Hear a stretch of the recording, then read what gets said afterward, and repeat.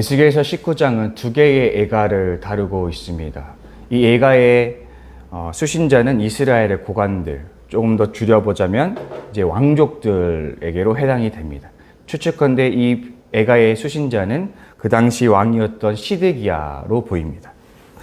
첫 번째 애가에서 등장하는 어머니, 암사자는 유다 왕국을 상징하며 사자들은 왕실이 길러낸 왕자들을 의미합니다.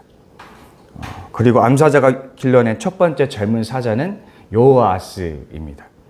그러나 그는 이방인에 의해 잡혀 끌려가게 됩니다. 실제 역사로 보자면 이집트 왕이었던 니코 2세가 여호아스를 폐위시키고 그를 끌고 간 사건을 우리가 상징한다고 볼 수 있습니다. 그 뒤로 암사자 유다는 또 한 마리의 젊은 사자를 키워내는데 그 사자가 곧 시드기야 왕입니다. 그러나 그의 운명도 첫째 사자와 다를 바가 없습니다. 왜냐하면 그 역시 바벨론에게 포로로 잡혀가 끌려가서 아주 비참한 운명을 맞이하기 때문입니다. 그런데 이 두 사자의 어떤 운명만이 동일한 것이 아닙니다. 이들의 공통점이 한 가지가 더 있는데 이들이 사람을 삼켰다라는 표현을 통해 우리가 알 수 있습니다. 사람을 삼켰다는 것은 쉽게 말해서 그들이 두 왕이 저지른 폭압적인 지배를 이야기를 합니다. 에스겔이 지속적으로 고발하고 있는 것이 이제 폭력입니다. 그와 맥날 같이 하여 이 두 왕 역시도 백성을 상대로 굉장히 포악적인 정치와 지배를 행했다는 것, 일삼았다는 것을 우리에게 가르쳐주고 있습니다. 남유다 왕국 말미에 왕국이 겪었던 국외적 혼란뿐 아니라 이 국내적 혼란도 우리는 상상해 볼 수 있습니다. 이 고관들, 왕과 고관들이 제 역할을 다하지 못할 때 사회 시스템은 붕괴되고 사회는 혼란에 빠지게 됩니다. 이제 본문은 자연스럽게 두 번째 비유를 시작합니다. 이 피해의 어머니, 곧 포도나무 역시도 남유다 왕국을 상징하며 이 나무의 가지들 역시도 왕자들을 상징을 합니다. 결국 이 포도나무와 가지들은 모두 다 이제 동풍에 말라버리게 되는 그런 비참한 운명에 처하게 되는데 특히나 이제 동풍이 그들을 마르게 하고 가지들은 꺾이고 불에 타버립니다. 후에 그 가지 중에서 한 가지에서 불이 나와서 열매를 다 태우게 되어서 가지가 모두 타버리고 재가 되어버렸다라고 표현을 하는데 이 마지막에 불을 내뿜었던 가지는 시드기야로 보입니다. 아마도 역사적으로 보았을 때 시드기야가 바벨론의 항거함으로 인해서 이제 남유다가 이내 함락되고 마는데 결과적으로 시드기야의 행위는 가지가 스스로 불을 뿜어 나무를 태워버린 꼴이 되어버렸음을 우리가 오늘 비유를 통해서 알 수가 있습니다. 결국 이 두 가지 예가는 남유다 왕조의 완전한 멸망을 이야기하고 있다는 것을 우리가 볼 수 있습니다. 그런데 주의 깊게 볼 것은 에스겔 저자가 종말을 고하고 있는 것이 바로 남유다 왕국, 다시 말해서 다윗 왕조라는 것이고 결국 에스겔서가 오늘 본문이 주목하고 있는 것은 다윗 왕조가 이제 폐지되었다라는 부분을 우리가 함께 살펴보고자 합니다. 하나님께서 다윗에게 주신 다윗 언약은 쉽게 말하자면 다윗 왕조가 영원히 이어지게 할 것이라는 하나님의 약속이었습니다. 심지어 다윗 왕조가 어떤 다윗 왕조의 왕들이 실수를 하더라도 우상숭배를 저지르거나 어떤 큰 악을 저지른다 하더라도 그들을 다윗 왕조를 완전히 멸망시키지 않고 잠시 징계는 할지라도 다윗 왕조는 영원히 이어지게 할 것이라고 약속하셨던 것이 바로 다윗 언약입니다. 그래서 이스라엘은 다윗 언약에 대한 상당한 맹신을 이어왔습니다.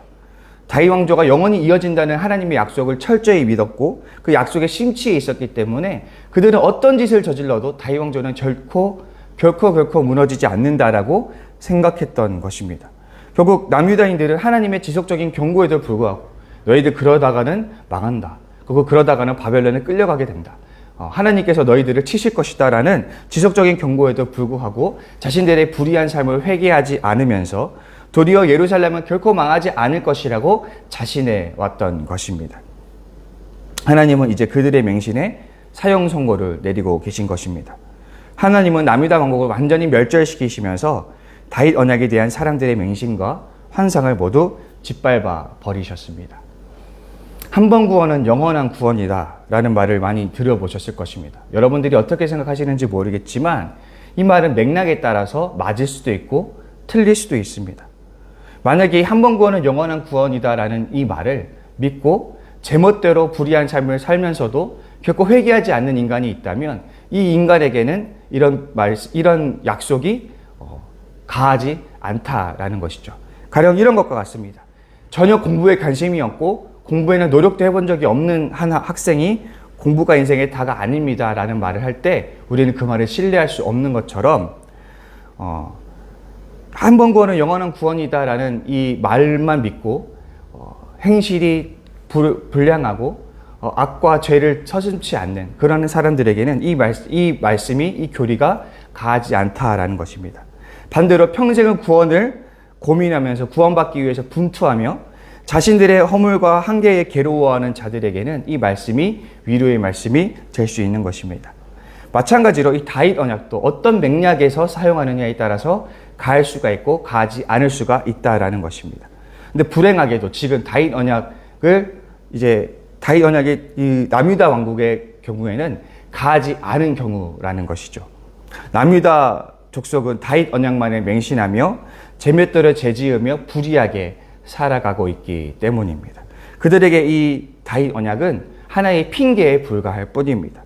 그러나 다윗 언약은 하나님께서 지속적으로 경고해 왔던 것처럼 모든 죄를 해결해주는 면죄부나 모든 것을 허락해주는 프리패스 카드 같은 것이 아니라는 것입니다. 그렇게 생각하는 것은 하나님의 뜻을 기만하는 것이고 하나님을 속이는 일이 되는 것입니다. 예수님이 말씀하신 왕의 잔치 비유를 우리가 기록하고 있습니다.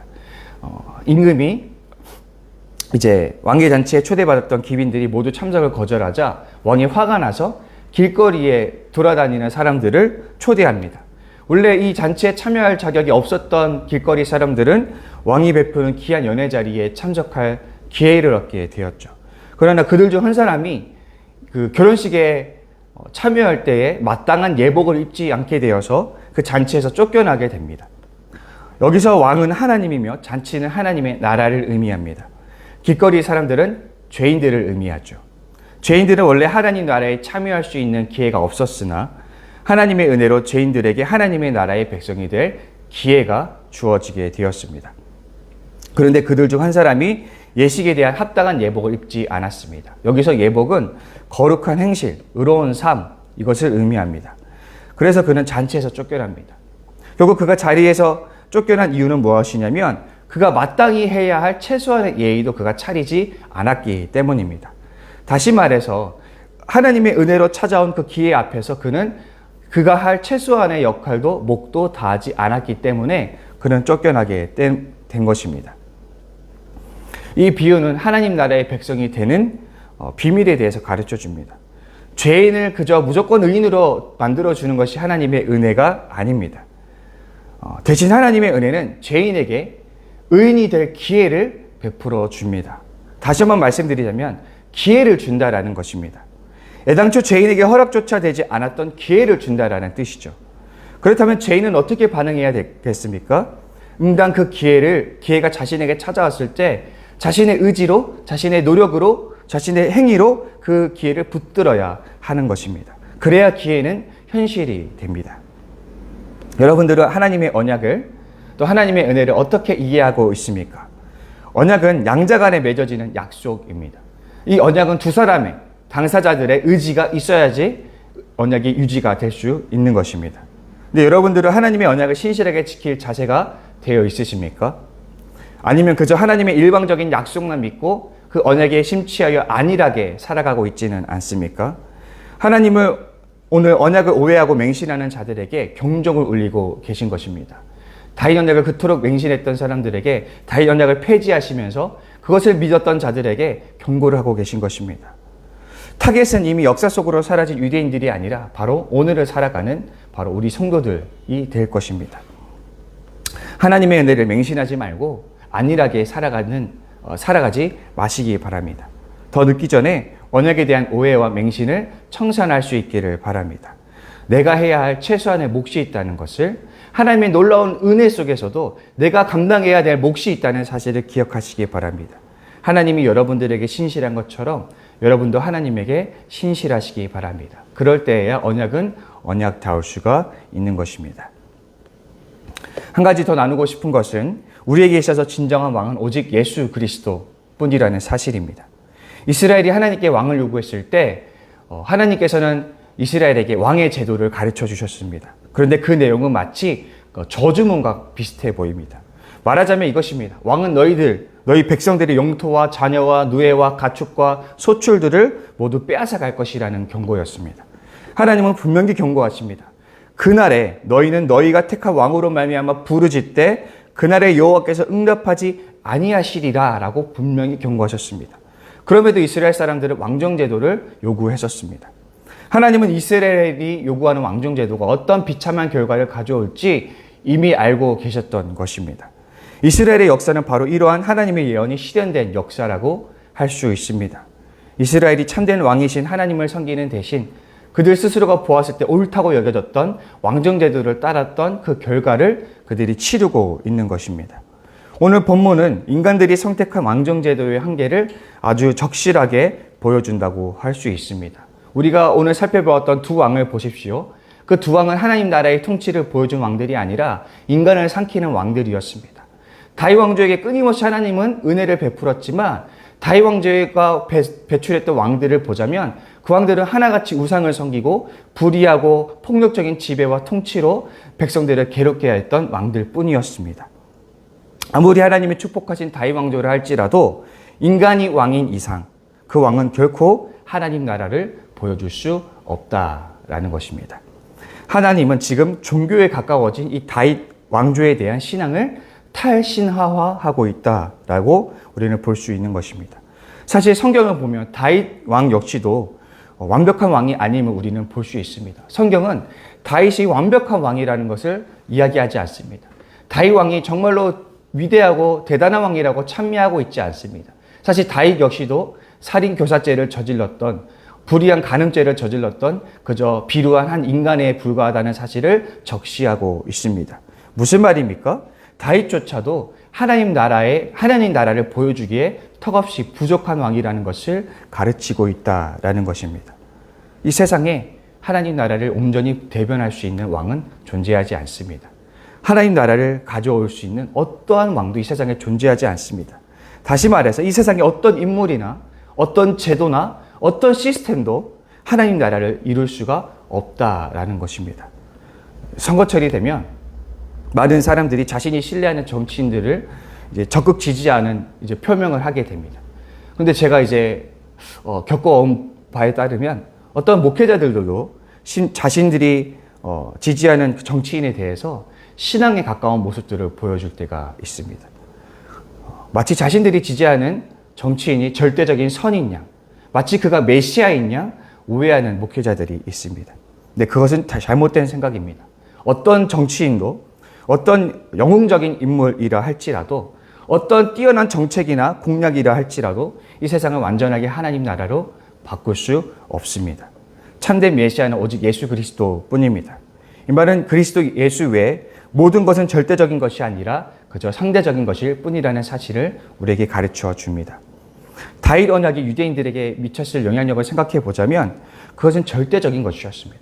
마치 예수 그리스도를 믿으면 구원을 얻는다는 것을 우리가 절대적으로 믿는 것처럼 유대인들에게 다윗 언약은 절대적인 것이었습니다. 그러나 하나님은 그런 절대적인 그들의 믿음마저도 폐지시키셨습니다. 우리는 예수가 아닌 다른 것들을 과도하게 신뢰하거나 우상화해서는 안 되겠습니다. 하나님 나라를 이룰 수 있는 것은 오직 예수 그리스도뿐입니다. 우리는 예수 그리스도의 재림만이 완전한 하나님 나라를 이룰 수 있다는 사실을 기억해야 할 것입니다. 어떤 지도자나 우리가 행하는 어떤 사역이나 어떤 정책이나 시스템이 하나님 나라를 가져오지 못한다는 사실을 기억해야만 합니다. 목회자는 자신의 사역이 절대적인 선이며 자기의 사역이 절대적으로 옳다라는 어떤 사역에 대한 우상화를 해서는 안 될 것입니다. 성도들도 자신들의 어떤 신앙이나 자신들의 헌신이 굉장히 절대적인 선이며 그것이 하나님 나라를 가져올 수 있을 것이라는 믿음을 가져서는 안 될 것입니다. 진정한 변화와 성장은 오직 예수 그리스도만으로 가능하다는 것을 우리는 언제나 인정하고 직시해야 할 것입니다. 오늘 본문은 그것을 우리에게 철저히 가르쳐주고 있습니다. 우리 사랑하는 지저스처치 성도 여러분, 이 사실 언제나 마음에 새기시고 남은 신앙의 여정을 흔들림 없이 강직하게 살아가실 수 있기를 바랍니다. 그 어떤 것에도 절대적인 것으로 삼으려는 그 어떤 것도 과도하게 맹신하고 우상화하는 일들을 버리고 오직 예수 그리스도 안에서 우리가 희망을 품을 줄 아는 복된 저와 여러분 될 수 있기를 간절히 소망합니다. 우리 이 시간 함께 기도했으면 좋겠습니다. 먼저 기도할 때 하나님, 내가 오늘 과도하게 하나님의 은혜와 하나님의 언약을 맹신하면서 안일하게 살고 있지는 않은지 좀 되돌아보면서 하나님, 내가 하나님 주신 언약과 은혜에 합당한 삶으로 당신 앞에 내어드릴 수 있는 삶을 살게 하여 주옵소서. 그렇게 기도해 주시고, 우리가 이제 8월 하나됨을 맡김을 주제를 가지고 계속 기도하고 있습니다. 8월의 사역들을 위해서 기도해 주시고, 특별히 아픈 지체들 위해서 기도해 주시고, 특히 박만호 형제님이 간 수치가 굉장히 안 좋아서 어려움에 처해 있는데 위해서 기도해 주시고, 또 사업하시는 분들 사업상에 어려움이 없도록 위해서 기도해 주시고, 또 수능을 준비하고 있는 이 수능생들 또는 이제 다른 청년들이 이 힘들고 무더운 여름을 잘 통과해 가서 시험 준비를 잘 마무리해서 좋은 결과를 얻을 수 있도록 위해서 기도해 주시고, 또 마지막으로 우리 성산교회와의 통합을 위해서 기도하고 있는데, 하나님의 선한 뜻이 이루어질 수 있도록 그 뜻이 조속히 우리에게 알려질 수 있도록 위해서 기도해 주시기 바랍니다. 우리 이 시간 주기도문으로 함께 기도하시고 기도의 자리로 나아가시겠습니다. 하늘에 계신 우리 아버지, 아버지의 이름을 거룩하게 하시며 아버지의 나라가 오게 하시며 아버지의 뜻이 하늘에서와 같이 땅에서도 이루어지게 하소서. 오늘 우리에게 일용할 양식을 주시고 우리가 우리에게 잘못한 사람을 용서하여 준 것 같이 우리 죄를 용서하여 주시고 우리를 시험에 빠지지 않게 하시고 악에서 구하소서. 나라와 권능과 영광이 영원히 아버지의 것입니다. 아멘.